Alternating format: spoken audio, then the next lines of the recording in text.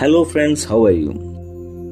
చాలామంది చెప్పేది నాకు చాలా కోపం వస్తుంది, నేను కంట్రోల్ చేయాలి అనుకుంటాను కానీ చేయలేకపోతున్నా, ఎంత ప్రయత్నించినా కోపం తగ్గడం లేదు అని. మనం కోపం గురించి తెలుసుకుందాం. కోపం ఎలాంటిదంటే అది మీ ప్రియాతి ప్రియమైన సంబంధాల్లో విషాన్ని నింపగలదు.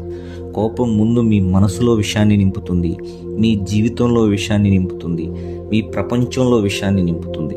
ఎవరైతే కోపంలో ఉంటారో వాళ్ళు కోపానికి ముందు, కోపంలో ఉన్నప్పుడు, కోప్పడిన తరువాత కూడా దుఃఖంలోనే ఉంటారు.